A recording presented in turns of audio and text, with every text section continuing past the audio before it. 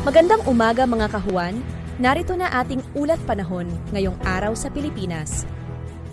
Magandang umaga, Pilipinas. Update sa low pressure area na nasa loob ng ating area of responsibility. Huling nakita yan sa layong 685 kilometers silangan po ng Virac, Catanduanes. At sa kasalukuyan, unlikely pa rin o mababa ang syansang mabuo ito bilang isang bagyo ulit. Ito po yung dating si Bagyong Kaloy na ngayon ay LPA na lamang. Sa kasalukuyan, wala rin po itong epekto sa anumang bahagi ng ating kalupaan. Makikita nga po natin may kalayuan yan sa landmass natin. Although nasa loob siya ng PAR, wala po siyang direktang epekto sa atin in terms of mga pagulan or kahit sa hangin. Sa ngayon ay localized thunderstorms po ang pwedeng magdulot ng mga panandali ang pagbuhos ng ulan sa ilang bahagi ng bansa. But apart from that, wala pong weather system na pwede pong magdulot ng mga sustained o widespread na pag-ulan. So, maaliwalas ang papawirin sa malaking bahagi ng Luzon at Visayas, and then posible pa rin ang mga localized thunderstorms, especially po sa Mindanao. At sa kasalukuyan nga, bahagyang maulap hanggang sa maulap ang papawirin na inaasahan sa maghapon. At dahil dyan mainit at maalisangang panahon pa rin ang pwede pong maranasan ng ating mga kababayan sa malaking bahagi ng ating kapuluan. Bahagyang maulap hanggang sa maulap ang papawirin sa Metro Manila at natitirang bahagi pa ng Luzon at asahan natin ang mainit at maalisangang panahon. Mababa yung tsansa ng malawakang pag-ulan, although may mga tsansa po ng mga localized thunderstorms o yung mga panandaliang pagbuhos ng ulan, especially sa hapon at gabi.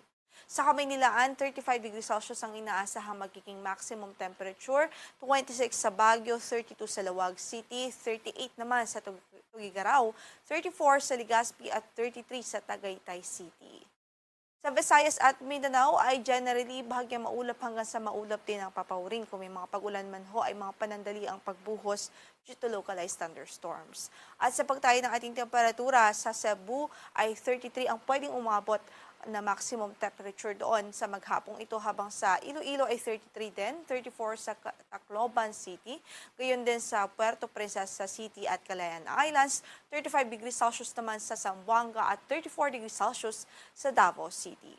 Kahapon nga po May 13 ay nakapagtala po tayo ng 43 degrees Celsius na heat index o yung apparent temperature at nasa danger level ho yan. Samantala, ang pinakamataas na naitala kahapon na heat index ay sa Butuan City at Hinatuan, Surigao del Sur, kung saan ay nakapagtala po ng 47 degrees Celsius na maximum heat index.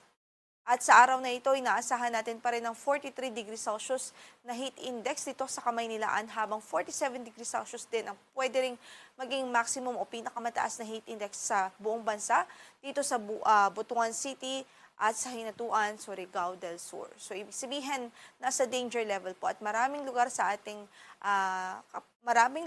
bansa ang pwede po makaranas ng nasa danger level na heat index. Kahit patuloy nating abiso at paalala sa ating mga kababayan na mag-ingat po hanggat maaari po ay umiwas muna sa direct exposure sa katanghalian at early afternoon at uminom ho ng wastong bilang ng tubig sa araw-araw upang maiwasan po natin ang dehydration at mga epekto ng mainit na panahon tulad na lamang ho ng heat cramps, heat stress, or even heat stroke. Wala rin po tayong gale warning na nakataas ngayon sa anumang bahagi ng ating mga baybaying dagat, banayad hanggang sa katamtaman ang magiging pag-alon sa buong kapuluan.